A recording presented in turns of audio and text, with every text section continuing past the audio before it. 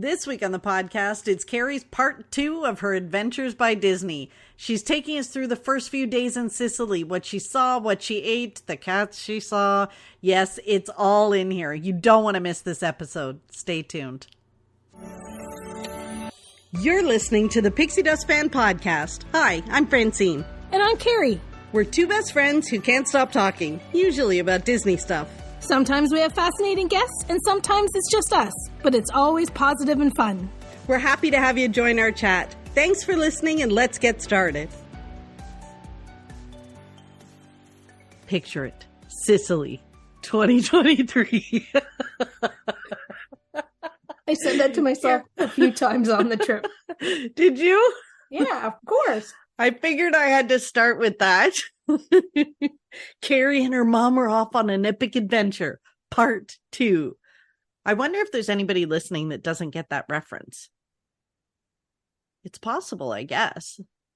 The youngins there? The youngins that might be listening. The Golden Girls was a fantastic show, I guess, in the 80s.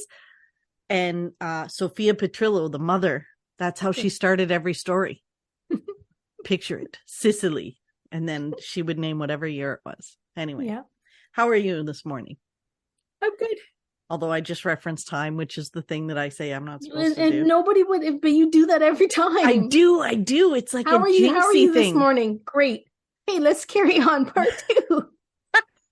It's funny because we're saying, we're sitting down to record the podcast, and you and I can talk about literally anything, Carrie. So, another behind, it's a gift behind the scenes for everyone listening. So Carrie and I, we are recording in the morning on the weekend. Carrie and I both have full days agendas, that we need to get done. So we were like, okay, we're going to jump on, we're going to record. So I said to her, let's pinky swear that we are not going to finish recording and then talk for like another 2 hours because we both got so much to do. And she's like, yeah, absolutely. Here's my to-do list. And she pulls up her clipboard. So then I'm like, oh, here's my clipboard. And then before I know it, 15 minutes later, we're talking about our to-do list. And I said, technically, I didn't raise my finger and pinky swear. Oh, too funny. Yeah. Oh, so it's amazing we get anything done. Yeah. It is because, yeah. So we've made this commitment to each other that when we're done recording, we're done recording so we can both get back to the work we have to do today. Yep. So because we did all our talking before we started recording. But Carrie, everybody was asking for part 2 of your trip. Yeah.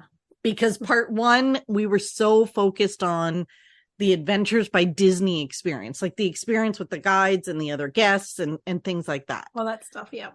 But we didn't talk about where you went, like the places you visited, the things you saw, the experience you had with your mother. Like it was epic.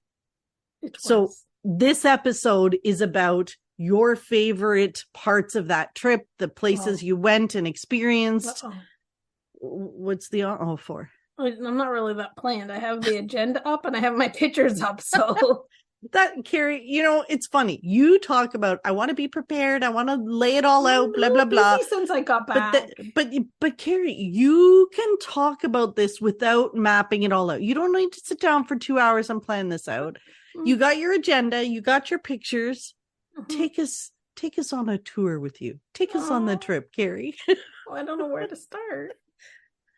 The very beginning. It's a very good place to start. I was gonna start singing Julie Andrews. What's that that's not Mary Poppins, that's Sound of Music. Yes. Right? That song? What is it? Start from the very beginning. It's a very good place to start. I don't know. There's people yelling at them at their thing right now because they know the song I'm talking about. Did I say in the last one about our first class, our business class, not first class, our little business class on Italian Air Italiair to Palermo, from Rome to Palermo? No, you did talk about like the flight issues, the anxiety with that, but not the actual flight itself. Right. So we stayed in Rome for the first night because we had our little kerfuffle. And then we had a flight from Rome to Palermo, where the tour started. And I had booked well in advance, like their business class. Like their business classes and business classes is just like the big seats at the front of the, like 2 or 3 rows of the bigger seats at the front of the plane. But it was like cheap, and like I can't afford business class on Air Canada. So I was like, well, whatever. It's like peanuts. I'm going to buy this. I bought it early. I bought this business class. So when we were, like my flight kept changing. So I thought I had, when I called in to change my flight because of the kerfuffle, that they seated me and my mom together.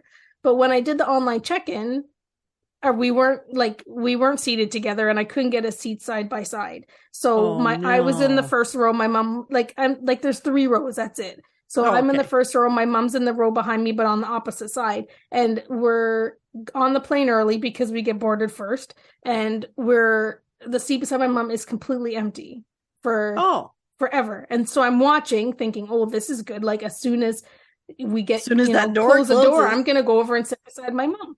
And since I was the first, like the first seat, really, like not the window, but the aisle, the first row, I was watching everybody come in. And this lady, the minute she stepped over the threshold of the plane, I said to myself, well, there's my mom's seatmate. Because it was a famous person. A famous person? I didn't tell you this? Carrie, like, seriously. No, you didn't. So, and I don't know, like, I knew her the minute I saw her. Okay. So I don't know if everybody knows her. I know her. Her name is Toni Collette. So she was from Muriel's Wedding way back in the day. One of her very first, it was an Australian movie called Muriel's Wedding. Oh, she's done all kinds of stuff. That movie. She's done all kinds of stuff since. And like when I told my sister, she's watched her and the stuff she's been in since. But as soon as she stepped on the thing, I'm like, yeah, I'm pretty sure that there's one business class seat left and that's hers. And that's what happened. She was one of the last people on the plane, and she walked in and she sat right beside my mom. So I was trying to like show my mom who it was, but I don't think she really realized till we got home that that's who was sitting beside her. But it was Toni Collette. 100%. My mom heard her talk on the phone. It was her. So that was kind of neat how we started off. And we were like, why is she going to Palermo? Like, does she go there for fun? Is she working on something there? Like, oh my gosh, that is so funny. It's just weird. Like, yeah, so you see a famous person on your flight and you don't say nothing until now? Like, this is the kind of trip you had, that seeing someone famous sitting next to your mother on a plane, you did not think was like a big deal because everything else was just so epic. And on the way, and I'm trying to think of who, there was somebody on the way home that my mom saw at the Rome airport. And I'm trying to think of who it was. It was somebody from like a food, like maybe like a food channel-y type person, something like that. My mom saw somebody, like a master chef or something like that. It was, it was one of the Canadian chefs that had like a woman that has been around forever. Like she had like shows. She had shows on like Canadian television or whatever. It was my mom. It was her. We saw her at the airport, kind of going in and out where our gates were. I don't know if she was getting. So my mom saw that. So you saw two famous people. And I saw Toni Collette. Like again, the minute I knew it was her, the minute I saw her. So there was no switchy seaties. No switchy seats. No, for sure. And it's not a very long flight. Like it's an hour. Like it's like I said, that's why they don't have like real business class. But were the seats nice? No, it was an old plane. It's like this. I think Air Italia or Ital Airlines, whatever that gets called, is like their national airline, and it was But I like to sit at the front of the plane, so that's my big thing. It didn't cost very much to get those seats, right? So I sat there. That's good. At the front, yes. And we got priority boarding, and we got to go in their airline lounge before the flight, and we got to have our first cappuccino. Nice. And complimentary breakfast. Okay, so well worth it then. Yes. Well worth it. Yes. And just so you guys know, Carrie is actually sitting on her hands when she's talking, which is helpful so that she's not hitting her mic when she's talking. I'm trying. She's trying. I need to keep moving my mouse. So, but I am sitting on my hands in between. Oh, the pressures. Okay. Oh yeah. Okay. So where did you go to next? So when we land in Palermo, we get picked up. That's like the person with the ABD sign that has my name on Mm-hmm. it. So we got Yeah. picked up How in a pretty fun. sweet ride and got to drive to our hotel. And Didn't then you when you feel like a famous person though? Like no, when you see your name on the sign? no. I always used to see people at the airport and I would see their name on the sign and I'd be like, who are these people that they got their name on a sign? But it turns out like if you just hire like a Mears taxi or something in Orlando, they show up with your name on the sign too. Yeah, the guy grabbed our bags and wheeled them to the parking, and then we were off Nice. to our hotel. So Okay, so where were you now? in Palermo. We In went to our Palermo. beautiful hotel. Like this hotel was unbelievable. It was called, what's it called? The Grand Hotel et des Palmes. And Mm-hmm. it's right in the downtown Palermo, and it's an old mansion that some architect way back in the day decided to turn into a hotel. So like beautiful tall ceilings, big rooms, like the places where you have like breakfast and just the open seating area. Like you can just imagine that was somebody's mansion or Oh. whatever back then. Like unbelievable. Very, very, very cool. So where So was your first like outing? so our first outing was that night. So we had our welcome dinner. So when you get there, the Adventures by Disney Guides, like they know they're coming. They know exactly when you're going to be there. They're waiting in the lobby to welcome you, give you your name. No, they don't give us our name badge. What did they give us when we were there? They welcome us. They have snacks. The first snacks. There's buckets of snacks and water and whatever you need. And they have you checked in already. And they get somebody to bring your You can't bags to gush your room. over the service anymore. Where did you go? Anyways, so where we went was we went to a dinner at at an old palace. So Oh, we walked there. So we walked to this. So this is our first like welcome dinner. So we like I can't remember the details of this old palace, but we get to the second floor of this palace and like the room that we have dinner in, like they open up the doors and like right out is like beautiful, like ginormous like church or whatever the heck it is, like oh like wow. beautiful vista for us to take our pictures and to have our dinner in that room. So that was the welcome dinner where we just got to meet each other and talk about where we'd come from and how many adventures we've been on, and just to get a chance to see each other. And the palace and this area was beautiful. Like there was all old artifacts all over the walls, and the ceilings were all painted and crazy. It was Now beautiful. is And the this walk. where you first got the taste, the quote unquote taste of what it's like to eat there, meaning the salt and pepper and all that stuff? Yeah, like that was a night. So they brought out all the food that is they were feeding us stuff that's Sicilian. Like that's what they really want you to experience, right? Like they don't want you to go in every restaurant order the same like pasta for lunch every day. They want you to try things. So they brought out all of the comfort foods and foods of Sicily, which we realized in the first couple of days that the Sicilian comfort food is a lot of deep fried things. And I would never have expected that. Like I know some of it, but like everything they brought us was like deep fried. They even had flowers deep fried. They have like this, they make this little Really? it looks like a very thin deep fried tofu almost. Like that's what it looks like, but it's chickpea flour. It was delicious. Like they had a fresh bun with a little, like I said, it's some like a very thin piece of, it looked like tofu, because if you deep fry tofu, it looked like that, but it was chickpea flour. That in a piece in a fresh bun, delicious. That was Oh. like our one of our favorite things that they fed us that night was this chickpea thing in a bun. There was no butter on it, no nothing, no sauces, nothing. Bun, chickpea thingamajiggy in your mouth, delicious. Well, everything deep fried is good, but like that's different. That's Yeah, very different. but Okay. they gave us yeah, like we had a little bit of pasta. We had a dish with some smelly fish in it. They gave us a bunch of rice balls, like deep fried veggies and deep fried flowers. They gave us cannoli, obviously. Like yeah, like they just that night was just kind of giving us a taste of the things that were best known for in Sicily for their comfort Right. foods. Now was there salt and pepper? No, that's the funny thing. There's no salt and pepper like on the tables. There's no condiments. There's no like when we go to restaurants and like, do you want some cheese on that? And like, they grind the cheese on it for like, 45 Or the seconds till you pepper. say, Yeah. yeah, none of that. Because I think it's not needed. And the food there too was not very like how I don't know if I said this in the last one, but like how we put garlic in our Italian food equals garlic. Yeah. Well, there wasn't very like we didn't feel that there was garlic overpowering anything or anything at all. Like it was very interesting. Like it's just this is the way it is. Trust us, it tastes good. You won't need anything extra on the food. It's That's just right. You eat it how we bring it. Yeah, the only time I ever saw pepper and salt were like at the breakfast. Like so, if people wanted to put it on their eggs or whatever.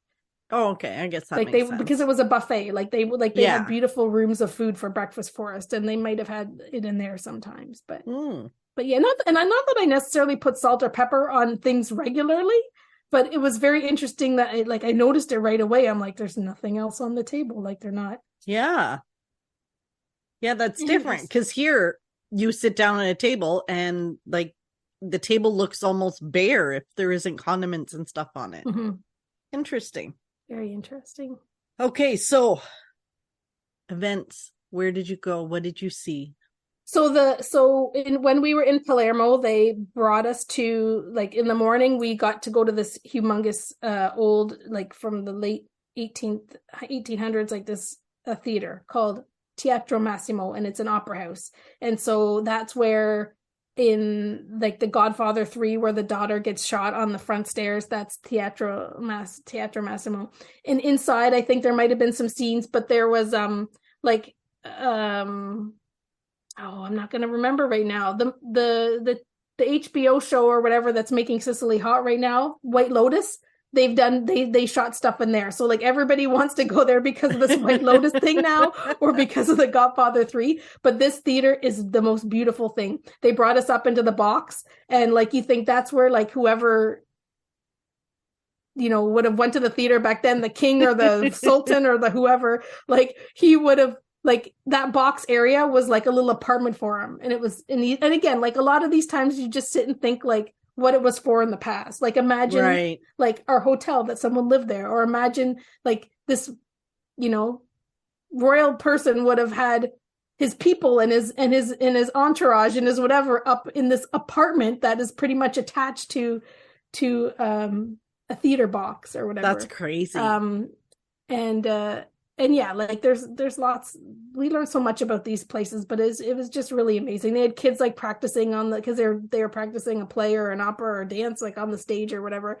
But we got to see that, and they brought us to afterwards. So what they did, half the group did the theater, and then the other half was going to the market. So we did the theater first, and then they brought us to like the cafe in the theater. And this is the Adventures by Disney thing. It's time for a break. Cappuccinos and whatever. So this is where I had my first gelato.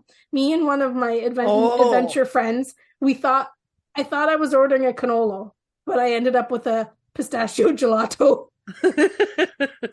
And she ordered the same, and we were very happy that in the end we got a gelato because it was our first taste of gelato, and it was very, very delicious. So we did the theater, then we did we had a little break, and then they brought us to on tuk-tuks through the market. So now explain what a tuk-tuk is, because I did not necessarily know. It's like a electric go-kart, scooter, golf cart, one wheel in the front and two seats in the back for us.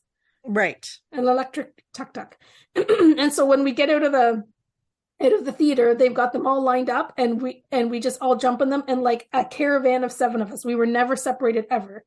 Went through all the streets of Palermo and like zipping down like little tiny skinny streets, going by outside flea markets, and like zipping through the market while people buying things, eating things, like funny looking squid things on their plates or whatever. And we are just like, no joke, like zooming by all this stuff. It was thrilling in some ways. It was very scary in some ways, but it was very bumpy.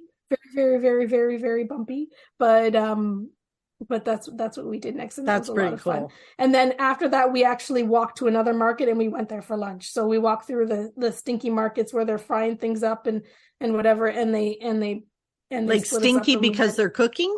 oh, they cook like crazy stuff. Like you see like little like octopus, Yeah. like with like little baby octopus with like a stick in their head, and then like throw them on the Ugh. grill and they cook them. But like people like, we're gonna go there and we're gonna be like, Ugh. ooh, I'll have some like rice balls and maybe that little pasta thing or whatever. And there's like little kids, like no joke, a 10-year-old with like a plate of squid that's like 3 inches high off of his plate, and this kid's just mowing down like yum, yum, yum, yum, yum, yum, yum.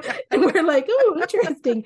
But yeah, lots of fish is cooked there, like humongous like fish heads, like that are the size of Ugh. like two people's heads, right? Like because they've Oh, got I it all don't like filleted up and they're that. cooking it or whatever. So stinky because of fish, and they also cook intestines, and that's a delicacy. They barbecue Ugh. them up and people eat them. So that smell, And fishy I smell. can say that because even Scottish people like haggis's and test, I don't eat it either. Yeah. Blech. Um That's and yeah. lots of fresh fruit and vegetables and dried goods or whatever. Like these markets got it all. Like you can either buy stuff to bring home or you can eat stuff there, and there's the and places to sit and have wine and whatever and drink, like just, but they're very crazy markets, like crazy. Interesting. So that was interesting. It was neat to see, but it was also Mhm. nice to just kind of zip in and zip out and see it, and then zip in and zip out and eat. Like, I Right. don't know that I would really want to have walked around there by myself and had to have maneuvered that around I probably wouldn't have Yeah. went if we were there with, if my mom and I were just there, we probably wouldn't have really spent too much time Well, in and there that's the ourselves thing because it too, was right? Like crazy. if you're there by yourself and you don't know what you're doing and you plan like to go to the market for a couple hours and then you arrive there and you're like, ugh. Like, Mm-hmm. yeah. So it was probably good. You just kind of zip Yeah. in, zip out. Yeah. And then Ugh. when we were done that, like, so this is all like by 2 o'clock in the afternoon, probably, Wow. maybe a bit like after lunch. We jump in the bus and we go to a city just outside called Montreal, and we have way, way, way up on the hilltop is a cathedral, and it's got the, I'm trying to, something like the whole inside of it is like all covered with gold leaf. Like it's like the most gold leaf in a cathedral or anywhere in like the world or Europe or whatever. And we had a guide, and she went in and she told us all the history of everything around the around like, cause the whole story of like creation is on the ceiling, and she told us all about it from start to finish. And then we got to go walk, like I have pictures of me like kind of walking through like little tunnel areas. So when we were done in the actual cathedral, some of us went and walked through all kinds of tunnels to get up to the top to be able to see all these beautiful vistas. So that was really awesome. And it was Oh, really awesome nice. walking up these stairs and whatever to get up to the monastery and the cathedral. My mom, like the people that didn't want to take that walk, they just came up in a cab. So my mom came Right. up in the cab. She didn't want to do the walk through like, it's like, it looks like these tunnels up in this church look like you're walking through like a medieval, like very low medieval Yes. tunnel somewhere or Right. whatever. It was really cool. So like this is a day at on an Adventures by Disney, and then on the way home from that we stopped off at some catacombs, which Mm. was not like it was Spit it I went in out. Yeah. and walked around a little bit, and then Yeah. I just waited for everybody to be done. I know what a catacomb is. I had expectations that it was like the ones I've thought about like in So what is France and it for our whatever. listeners? A catacomb is like a cemetery where like bodies were like entombed or whatever, but then Yeah. they just like they just kind of pile up. Like I kind of thought it was like where they just kind of like piled up. So like you'd walk in and you'd see like bones everywhere piled up, like along Yeah. the walls and heads and things like that. Like that's what I imagined, because I know I had looked at them in like that they have them in France and whatever. But this one was a little different. So Okay. when you go down like in a underground thingamajiggy, and there's walkways, you can't take pictures or videos, like thank goodness. But like people, like the whole walls were lined with like people hanging, like their bones and their Oh. mummified bodies hanging. But like like there was paths, and what, like this was a big place. Like I think there's like, yeah, Like like I don't know how many were in there. They're all along the walls. Then they had some underneath them, like laying, and they had them sectioned, like men that that were more. of a certain status, and then like women that were women of the night and children and whatever. Like this whole place was like this like maze, and you kind of walk in one way and you follow all the maze through until you get to the exit on the other side. Oh, But weird. and I think it's like I understand it, and it was just really like I didn't expect that they would be like hanging there, like just hanging there. Like I thought that they might be like more like lined in tombs, or they would just be like I would just see piles of bones, sort of, or whatever. Like I didn't think that it would be it was very organized. Let's just say it's very, very organized. So, and then the guys like just telling kind of us threw them on like pieces of wood on like they like I feel like are they stacked like no, they're hanging, like they're on display. One beside another, beside another, beside another, beside another, hanging straight up and down, and they're mummified. And they're wearing clothes, some of them, and all that's left is their bones. But like, so imagine if it was like a 100-foot walkway, and on both sides there's it's like all just bones. It's all people hanging though. Like it'd be one thing if it was just piles of bones or whatever, but like they're hanging like they've been just hanging around. All I can think of is like Indiana Jones. Like they've been hanging around for 100 or more years there. It's pretty much like Indiana Jones, but very, very organized. Like that's the part that got me. Like I expected it to be kind of like you're amazed smaller. By the organizational skills that they possess back there. Like not that big, first off, and that they had it so organized that they were all just kind of like hanging the way that they were. Like it was big, and so I walked through and I was like, yeah, this is all right. Like, and then you walked out. Did your mom go in? No, my mom didn't go in. No, okay.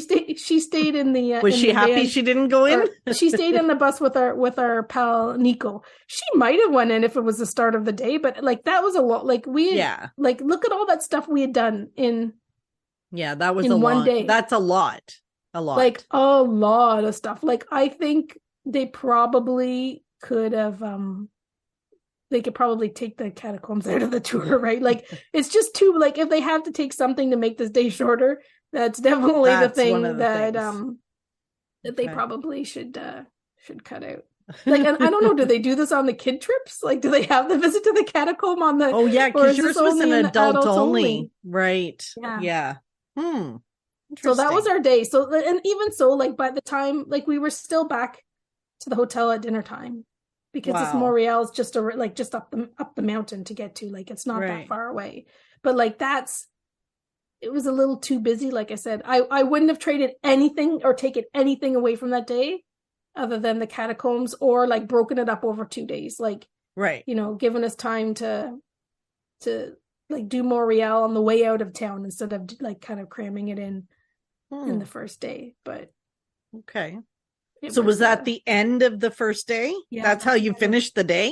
Yeah. Well, we went back and had like we could have dinner. So like they make that night dinner was included, so they made reservations for us. I think I just went and found like some sandwiches or something. Like you just walked up the street and found some sandwiches? Yeah, they told me where to go. Like they told us places to go to get stuff. So and then you just brought it back to the hotel? I think we might have ate it on the way back because it was delicious. Like, you got a baguette filled with meat and cheese. You just can, you just eat it on the way. Yeah, sure. Wow. Okay, so that was day one. That was the second. Yeah, the first day was the day that we arrived with the welcome dinner. That was this is day one, 2. Full day. Yeah. So day 2. How many days are there? Do you want me to stop? No. I'm saying this might be a 3-parter.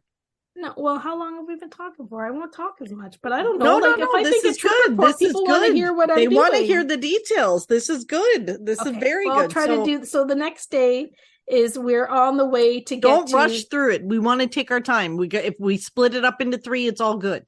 So we want to hear. On this day is when we're heading. We leave Palermo. So we did a day and a half there, sort of. So we're on our way to Palermo, and we have to get to Agrigento by the end of the day. So it's quite a drive too. It is quite a drive. Like these roads are not like they're not highways. Yeah, like they're far from highways. They've been building highways and working on them because tourism has grown so much there in the last, Mm-hmm. couple of decades that they're working on it, but it's very slow. Like it is the type of place where in many parts of the world, like animals could stop you in your tracks and you can't go anywhere, or even like if they're actually doing construction to better the roads, like Oh, it because that's what they're like. We saw lots of that. Like they're definitely trying to like make the roads so that they're easier for people to travel and to get from point, and really probably mostly for tourism sake. So yeah. it's a lot, like this is a day of a lot of driving. So we probably leave, whatever, 9 o'clock in the morning or 8:30 or whatever we leave. And on the way, after a long drive, we stop at like a little village. And we had seen like villages as we were driving through, and everything looks, up on hills and everything crammed in and from afar. And even when we're driving through villages, because we drove through many small villages to get to this main village we were going to, everything looked kind of like a lot of worn down stuff, a lot of things that looked really, really, really old.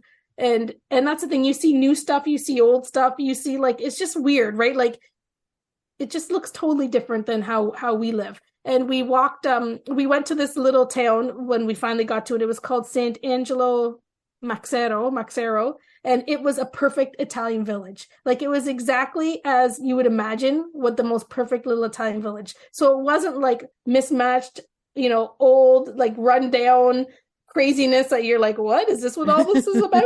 It was like this most perfect little village. And what they did was they brought us for a tour around the village. So they had people, we didn't go into their homes, but we walked all around this village, which is up on the side of a mountainy type area. And they fed us in multiple locations. They gave us drink, they gave us food, they gave us desserts, and the people in the village had made the food. Like the second stop we went, the man, everything we ate, he grew himself.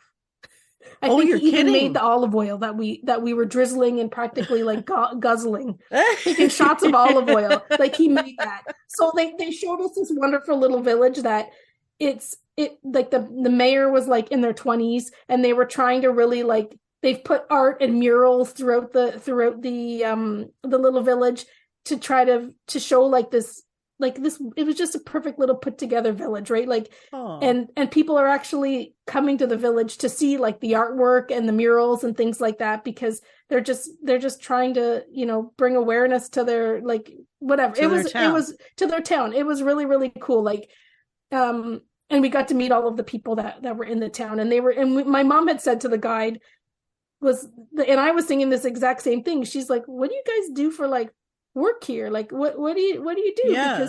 Because when you go through these villages, they just look like 1,000-year-old buildings that people live in, and they're stacked on top of each other, and so like just the houses. It just looks like houses. And he was saying,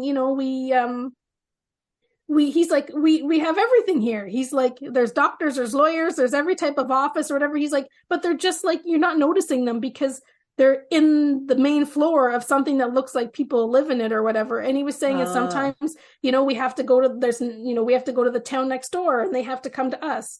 And sometimes we work in the other towns, and vice versa. Right.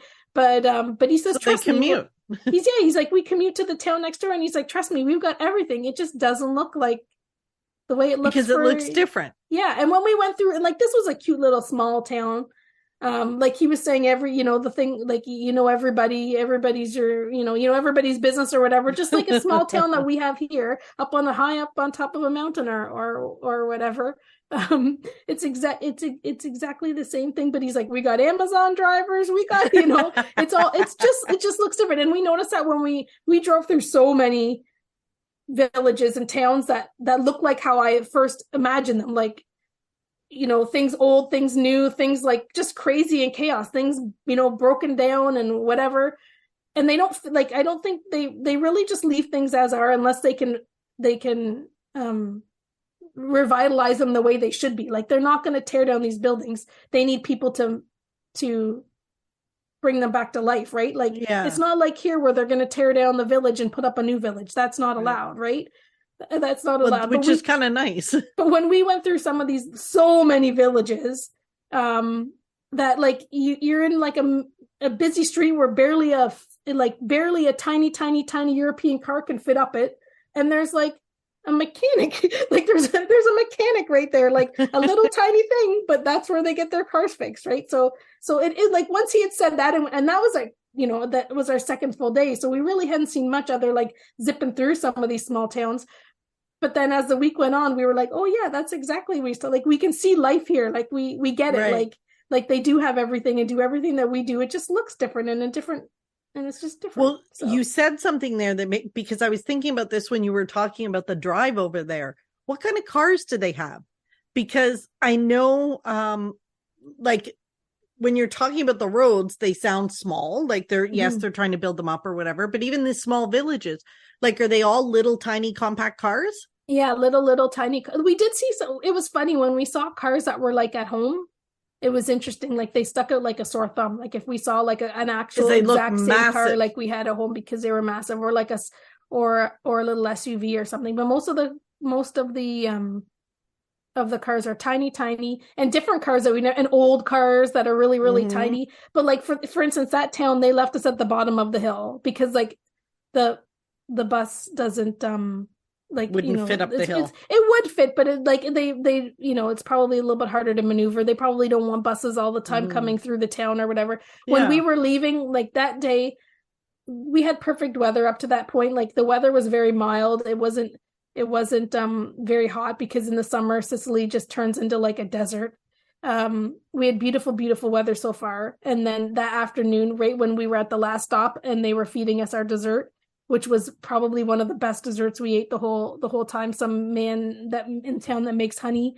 I had some, anyways, delicious.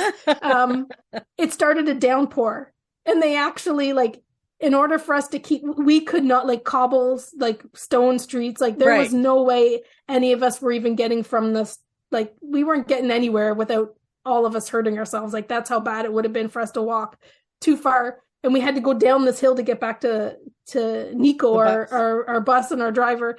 They got the school bus. Like someone in town grabbed the school bus and brought it to in front of the restaurant so they could bring us down to our bus so that we could leave and not wait out the rain. Oh my goodness. So that was and again, small town, like, somebody knows somebody that's got the school bus. Yeah. And we weren't running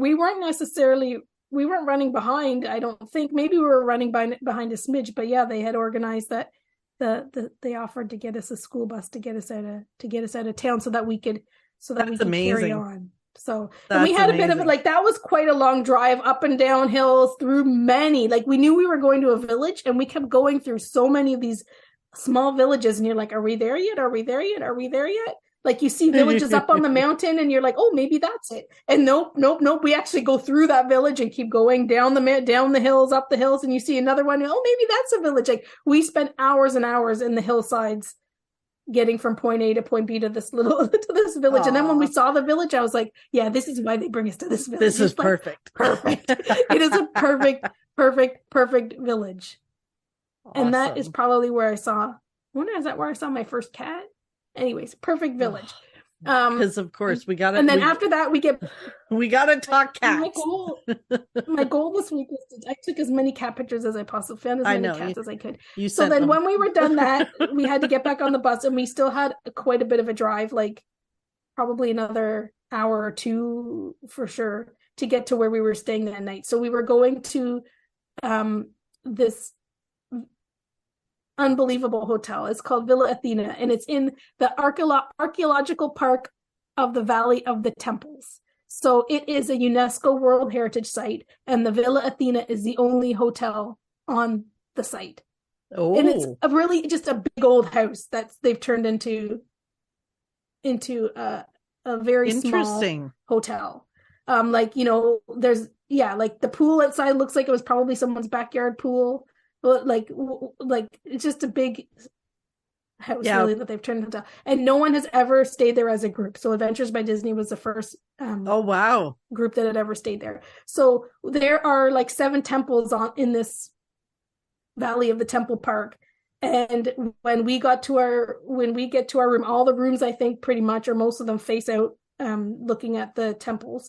when we got to our room, this is where they opened up they come in with my bags, and the lady walks in and shows us the room, and then she opens up the door, opens up the window, like opens the blinds, undoes this latch, opens up the outside shutters, and we have like the big temple right, it's like not right outside our window, but that's what's our view. We have this, so the view from our bedroom and our beds really, and the view from our bathroom, because the bathroom had like this porthole window that you could see, like the temple was just like perfect in it. It's almost like some inside weird, the window, like some weird like forced perspective that it looked closer. Like it looked like we could just almost reach out and touch it. So from our bathtub, our shower, and from our bedroom, like what, windows open air. That was our view. Wow. And like that was like, we thought the first hotel was awesome. Like the first hotel was like a big, beautiful room. They brought us little treats as soon as we got there. Ding dong, got treats. Like the room was fantastic. The view outside of our room, our balcony, downtown Palermo, like we thought, oh my goodness, like this is the way to do it. And then we land at this place. Yeah. And like, honestly, yeah, they need to give us a bit more time there. We weren't there for very long, but when we got there, we had a bus ride over to get into the park to walk through it, and you really just walk from one point to the other. And then it's like almost sunset, like golden hour almost, so like not so busy because it's probably closer to the end of the day, and like I'm sure it wasn't open too late, like in the evening, and the pictures are beautiful because of the time of day. And then when we were done, we walked back to our hotel.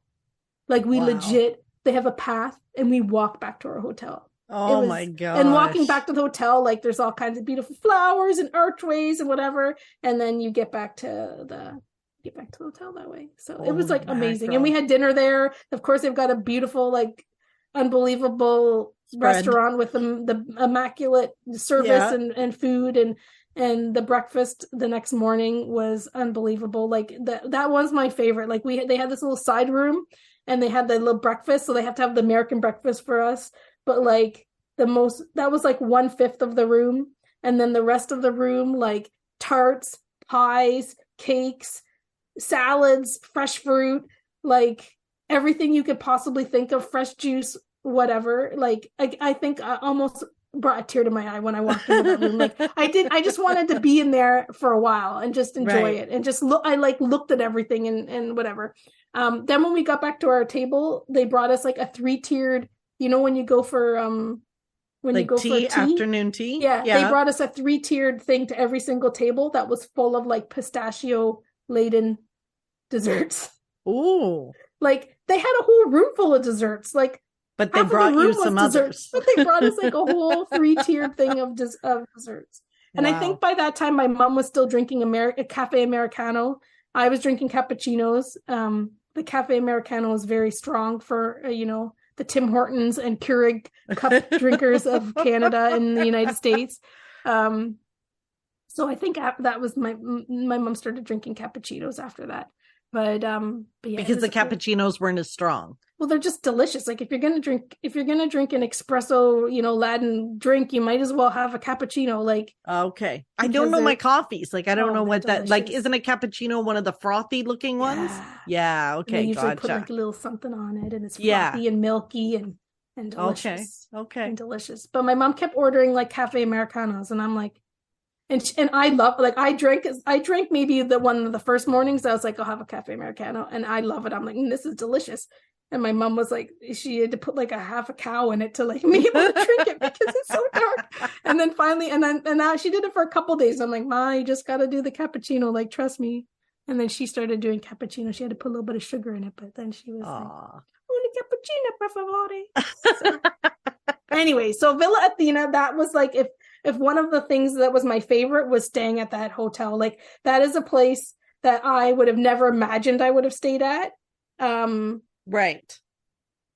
And I don't know that I would ever stay at any place that was like that unless I was on another Adventures by Disney, because I'm afraid to see how much it costs a night. Like this room had fresh orchids in the bathroom in our room. when I Wow. went, of course, the amenities are top notch, like all of them, like, the robes, the slippers, like the high quality amenities and towels, big plush, wonderful towels and all that stuff. This hotel, their hair dryer, Yes. the hair dryer, I was like, oh, is there, and like after all these wonderful amenities and fresh flowers everywhere and little treats on platters that they give us, I was like, no hair dryer? That's kind of weird. And then I saw this like long case and I opened it up and it had, what's the name of it? It had a Dyson hair dryer in it. And for those that don't know, the Dyson hair dryers are like $400.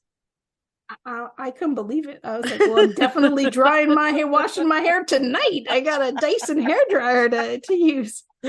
So the Dyson hair dryer was just the icing on the cake. Oh, that's and like I just icing wish on they the would cake have for sure. I wish we could have. I understand. I wouldn't have given up that, like going to that village. Like that village experience was awesome, Yes. like amazing, and it meant so much. And we really got to connect. That's where we probably got to connect with like the people in a village, right? Like that's why they did it. I'm sure. I wouldn't trade that, but I wish we had a little bit more time in that hotel, at the hotel, just to sit by the pool and just revel in the beauty of being in a place like that. Beautiful. Yeah. Like unbelievable. So that is really probably one of my top memories. And my mom and I were just wow. Like that was we were wowed with the first hotel, thinking it was kind of neat. Like, oh, this is awesome. Like we're staying in this cool place and whatever. Yeah. Wow. That was like a 10 times wow compared to the wow we had the day before. So now we're on the scale of wows. The scale of wows is a 10 for this day. Like that's 10, amazing. 10. And I was really saying, like, after we went to that village, like that was one of my most favorite experiences too, because like I said, I saw this perfect village of them of them working towards, their community and all that stuff and revitalizing it and making their community and their village the best they can. Like that was really impactful to me. And I really, really, really, really enjoyed that. But that was still just the second full day. So, more to come for me to be like, it is so hard to put this on a scale. Although this day, Villa Athena, and that day had on the wow scale 10. That was second full day. Yeah. How many full days are there? We're gonna do one more on this episode, and then we're gonna break it to the next one. How's that? I don't know. Like, I can just be quicker. Do people really want to hear all this stuff? People want to hear this, Carrie. People want to hear it. Okay, I'm just scrolling through to see if I'm looking at like they want to hear this stuff. I'm interested. They're interested. And I wish I could put pictures along with some of this stuff. It would be. Oh, there's the market. There's the stinky fish. I'm just scrolling. Let me scroll my pictures. The stinky fish. Thank you. That village is awesome. Oh my goodness, the vistas, the view. Oh, there's our hotel view. Oh. So okay. Oh, and I saw cats there too. Oh my gosh. So what you don't know is I don't think I got any pictures of the village or of the pool or of the temples, but ask Carrie how many cat pictures she sent me. Yeah. When Carrie saw a cat, I got a picture. Yeah. Yeah. So, and it was like she was posing the cats. We got to get through day 3, right? Okay. So the cat wrap up could be a total other episode. So the one thing about the Villa Athena, and probably because it was like, again, I said no one has ever booked it as a group, that we only got to stay there one night. So the next morning, we after that was the one that had the beautiful breakfast that I was breath taken away from the breakfast room. We moved on. So this was a day where we were, again, this was a very, very busy day. Lots of driving because we've got to get to the next, we're going across the island, right? So the first, we got to do, when we move, we're moving. We've got lots of ground. You got lots of ground to cover. Not lots. A lot of it is because of the roads, and we're winding through these small little bitty towns and whatever. You're not driving 120 kilometers an hour. Yeah, legit. The distance from point A to point B on the highway would take probably an hour and a half, if that, probably. But because of the roads and the whatever, it takes a long time. So on the way to our final destination, and this place was truly awesome. We went to Villa Romana del Casale or Casale, however you say it. And this was a Roman villa that's from the 4th century. So the story about this place is that way back then, I can't remember exactly what they said. It was like covered in mud. Like, okay. So it was disappeared. It was gone. It was covered up. Like the whole village was covered up. Yeah. This is a villa. Like what we went to go see was a villa. So this is somebody's home. And I think it was like it would have been like, I think she explained it sort of like whoever the ruler or the, not even the ruler, but like, you know how we would have like a, like I'm trying to think of it, like in a country, like a queen? No, not a queen. Like, you know how we have embassies, an embassy. Okay. That's the word I'm trying to think of. I think it might have been more like that. Like, you know, if you were the embassy or the consulate of an area, you had a home and all of the things that had to happen. Because remember, like all of Italy and lots of Sicily was the reign of another country, or reigned by the Romans, yes. or reigned by whoever, right? So they took over the land, and they had to have their people there to manage it and to control it and to you know, fight the wars and whatever. So it's not like the queen of whatever lived there, because it was an empire of somewhere else, right? So the person that was in the country or that area of the country to reign it or to control it or to take care of whatever. So that's why I said more like a consulate, right? Like not like something like that. So it was that this person's house. So when the next person came in, they might redesign it or do whatever. Like, so that was who this villa was, sort of in that thing. It wasn't like the Queen of Sicily. It was something like that. So anyways, way back then, whatever, I can't remember what she said, but mudslide, it wasn't a volcano, but mudslide, and this whole village or area was buried in mud. Okay. And then everybody had taken over Sicily a million times, right? Like it had been under control of so many different people and countries in different times. Like the Arabs were there, the Romans were there, like everything came over, like took over the island. And like when they said, like when the Arabs came and took over certain things, like if there was any signs of Christianity, they would destroy it, right? Mm-hmm. And put different things up. So since this mud burial, you know, the Arabs had been there, the Romans had been there, like no one knew this existed until the 50s, when like tourism was becoming popular and people were writing tourist books and doing, you know, like Rick Steves goes to Italy type of thing. That when they were doing their research, they realized that there's something was there in the past. Like they were, you know, like, or even like they were just researching and realizing like this, you know, there was Roman villas and this existed here back in the 4th century. Mm-hmm. And in the 80s, they started to dig. Oh. And they found this villa. So this villa had been under mud, and that's what protected it, because they said the Arabs would have destroyed most of it. Right. They didn't know about it. Everybody that came from the 4th century, they would have destroyed it. If they would have known it, when it was there, they would have destroyed it. So from the 4th century to the 1980s, wow. I think is when they said they started and like digging through it or whatever. Maybe it was the 50s, whatever but they said around the 50s is when they started putting the 2 and 2 together. They started, you know, digging and what was there. And it is like the whole, it's this big mansion-y home, whatever, and it's full, the floors are full of mosaics, and it's the most complex collection of Roman mosaics in the world.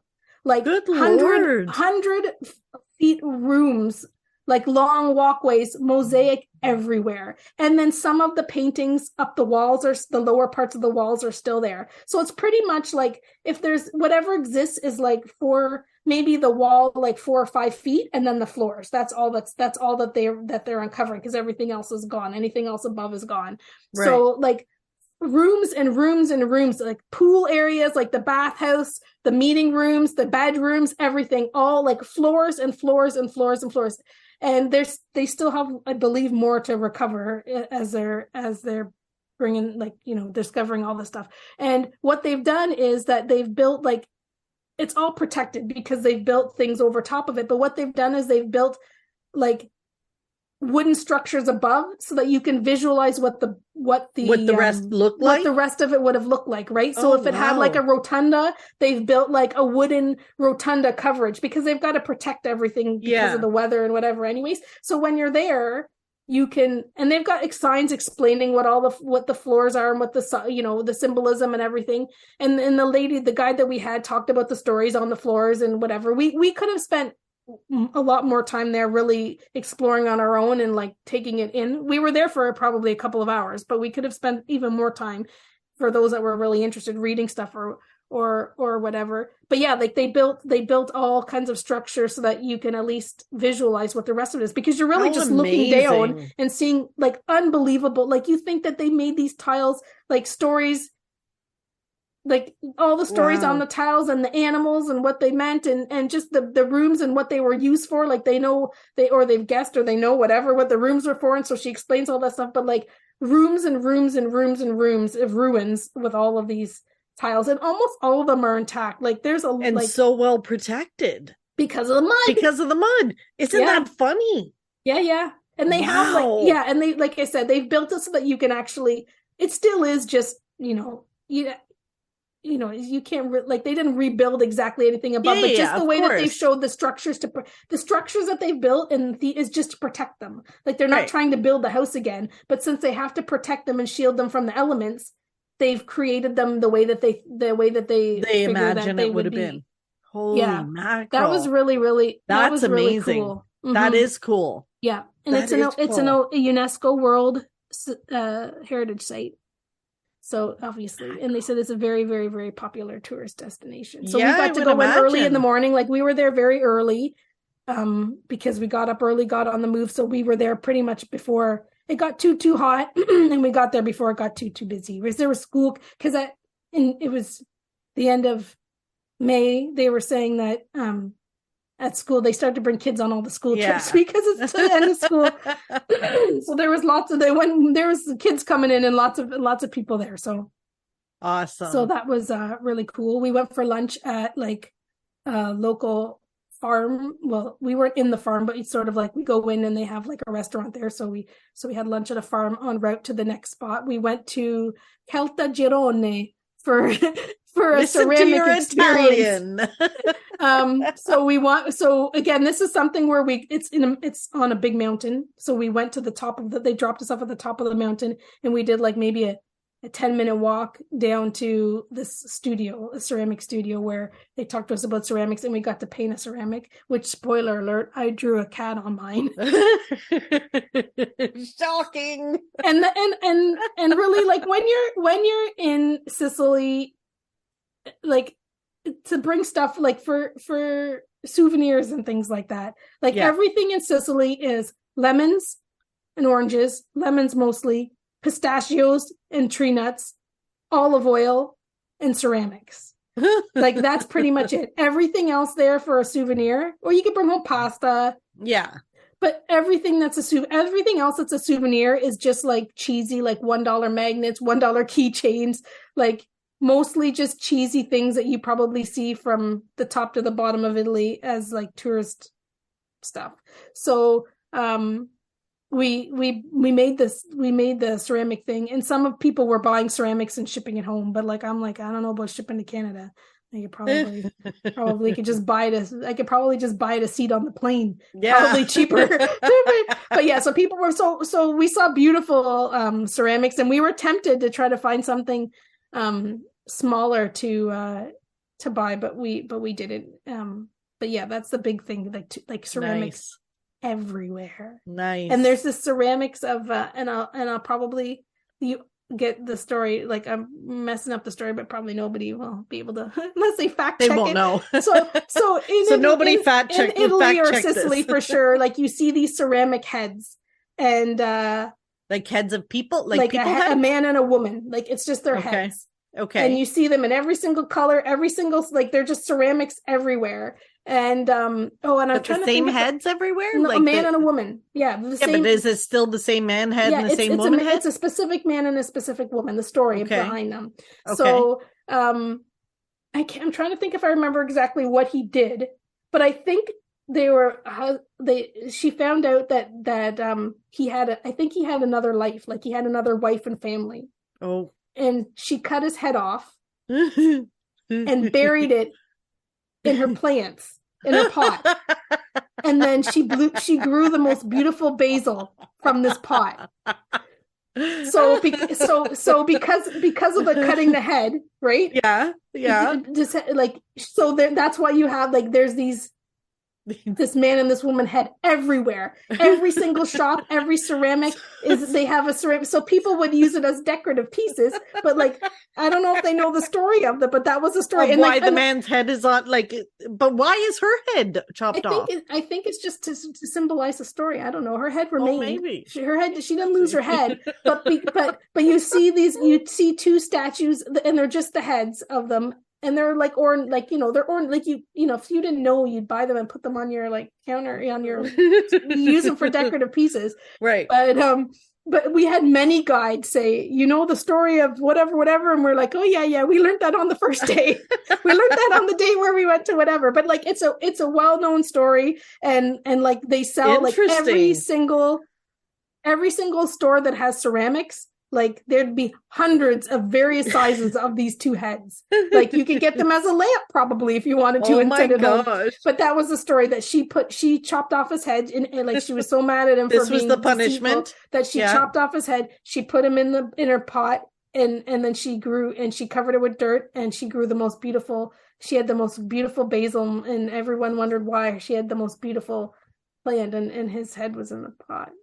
So that'll teach them. So that's the dark story behind these two heads you see everywhere that like tourists are like, oh, that would be nice on the mantle or whatever. This is how you grow the best basil. Exactly. So anyway, we did ceramics and that was fun. Yeah. And we walked down the rest of the hill, the rest of the town through the hill. Like these are serious hill towns. Yeah. And then our bus was waiting at the bottom. And then we ended up staying. We were going to Siracusa, but we stayed in Ortigia, which is like a little island just outside of it, and that's where our hotel was for the night. We stayed there for 2 nights. And you stayed there for 2 nights? Yeah. Okay, everywhere so that must have been, but the one night. Okay. Lathina. So cool. So that's it. That's day 3. Mm-hmm. Holy mackerel! 4 more to go. I'm sorry, guys. No, don't be sorry, Carrie. This is exciting. This is fun. I'm learning a ton. I feel like it's history.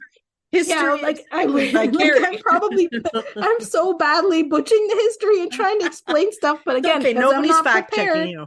Nobody's fact checking you. It's all good. It's all good. I think as long as I remember the gist of things, right? Yeah, that's all that matters. Whatever. I think it's good. I'm learning a lot, and it's entertaining and it's exciting. So we're going to wrap it up there for the end of day 3. Mm-hmm. And then we're going to come back next week with day 4 through 7. How's that? It's a continuation. Can we just do the pixie dust next time? I knew you were going to ask that, Carrie. I knew you were going to ask that. Because spoiler alert, we're going to record the next one right after this one. We are. Which means Carrie doesn't have time to think of 2 pixie dust this week. And neither do I. Yes. Stay tuned. We'll be back next week. Bye-bye.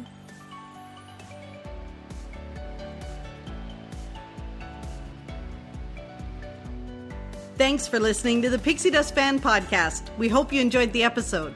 Make sure you're following us on your favorite podcast player so you'll get a new episode every week.